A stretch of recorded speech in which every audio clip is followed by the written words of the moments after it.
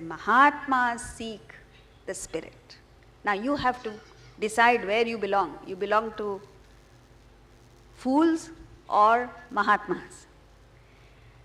Take a look at those who have chosen matter. When you choose matter, you lose everything. Look around in the world. There are celebrities, there are extremely wealthy people, there are kings. But somewhere down the line, they reach the state of what Vedanta refers to as krupana, miserable life.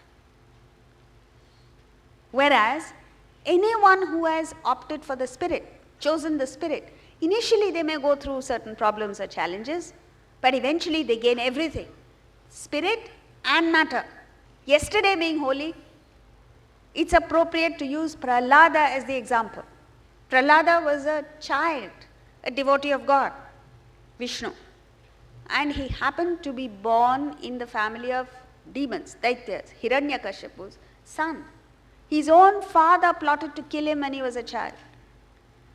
And all he did was just chose the spirit over matter. And look at the results. The forces of nature bowed down to him. Fire could not kill him. The venom of snakes were ineffectual. Elephants could not trample him. Nothing had any effect on him. And in the end, he became the king of the Daityas and all those demons became his disciples. This is not just a story. This is not just a fairy tale. This is something that you and I can experience if we choose the spirit. What do we mean by choosing the spirit? Just use your intellect, use your conscience to do the right thing, to do what the Gita brilliantly calls as karyam karma. Just do what you ought to do. Whatever your intellect tells you, today, this moment, I ought to do this. Do it wholeheartedly, with all your being. And that's it. Once you do that, you'll be happy, you'll be successful, and you'll move to your potential. You and I, all of us, are a mix of divine and demonic traits. Each one of us has the devil in us, something horrible, something atrocious. We all have terrible traits in us, don't you agree? But even the worst person among us has something extraordinarily divine. Now the question is, what do you operate out of? What do you leverage? The problem with us is however many good qualities we may have, however many divine traits we may have, we succumb to our own negative, low qualities. And then you want someone to wave a magic wand and set things right. This magic wand is within you. What is that? You need to understand that you have the power to change. Change yourself. And tell yourself, yes, I can and will do it. I have to extricate myself from this. Second, you must accept responsibility for where you are. Whatever be your situation, it is your thinking, your past actions, your wrong choices in the past that has got you where you are. So don't sit blaming the world and God and people. Accept responsibility. By the same token, you then know that you have the power to get out of it. So commit to yourself and seek advice. You must remember, even the most gifted, talented, intelligent person in the world needs help. So where does that leave the rest of us? Don't be afraid to ask for advice. Don't be arrogant and say, I can handle myself. We all need help. So now the question is, why do we fall? Because we give in to desire. And to entertain a desire is so fulfilling. It's so nice to sit there and daydream about, oh, I must get this and I must get that. It's so nice to go to a mall and look at all the glittering stuff available and say, go for it. On the other hand, the choice of the spiritual field He is terrible, frightening. You know, in the Old Testament they speak of Moses who goes in the wilderness and he sees a snake hissing there. And a voice in the wilderness tells Moses, Moses, hold it. Now, how many of you will want to hold a snake? And that too a hissing snake. So he holds back. He doesn't do it. And the voice says, hold it.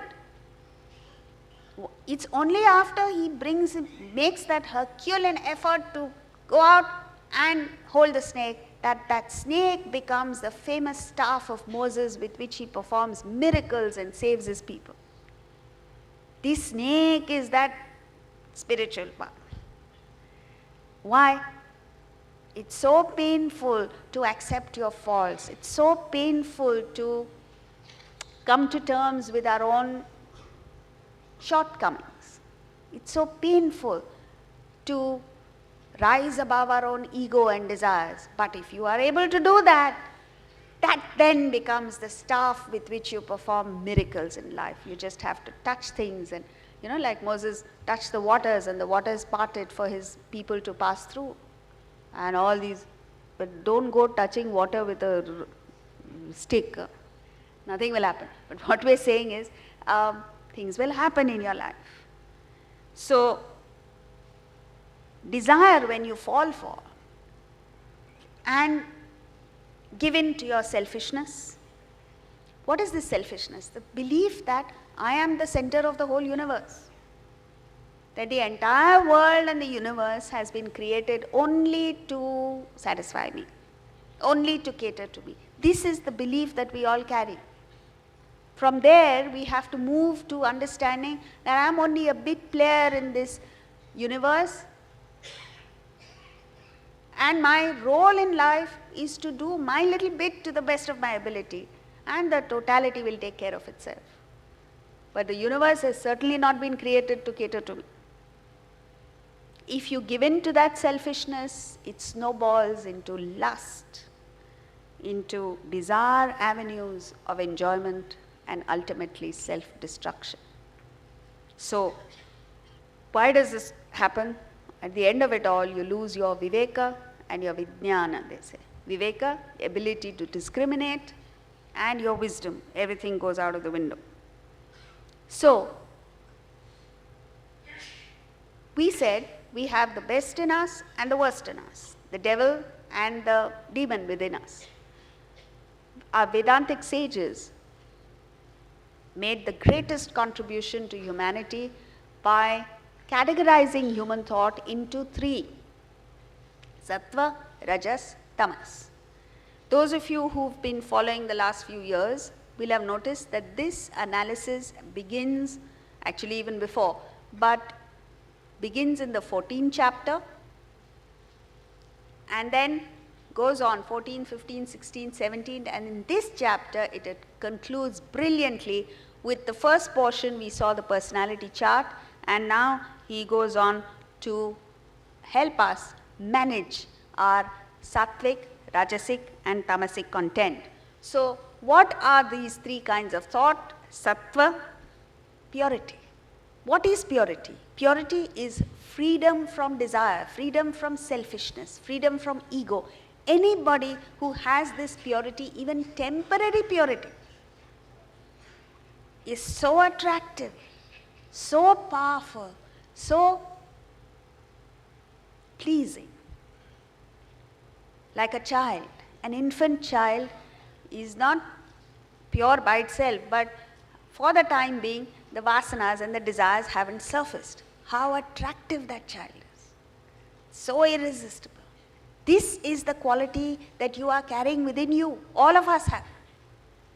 The pure content. The sattvic content is that which makes you happy, satisfied, fulfilled in the thought of the higher. Whenever your thought soars to the higher things, to conceive of God, of Atman, Brahman, something beyond the world, how peaceful you are.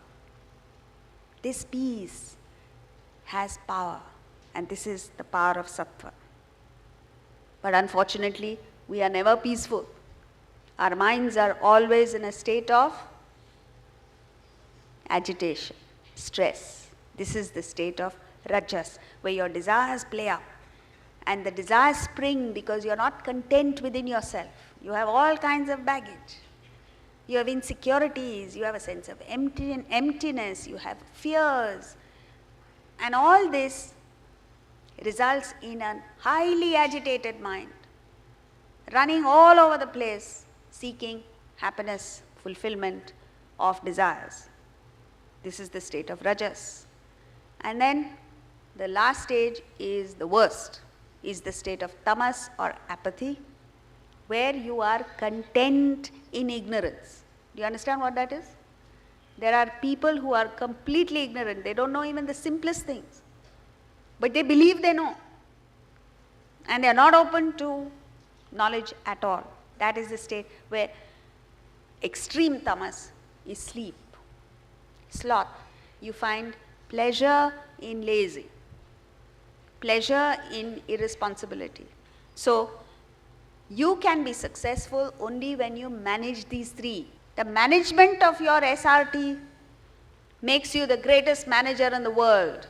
Sattva needs to be nurtured. It's very delicate. It needs to be cultivated. You have to protect it and encourage it. Identify your sattvic content and put in all efforts to develop that. But nowhere is this taught.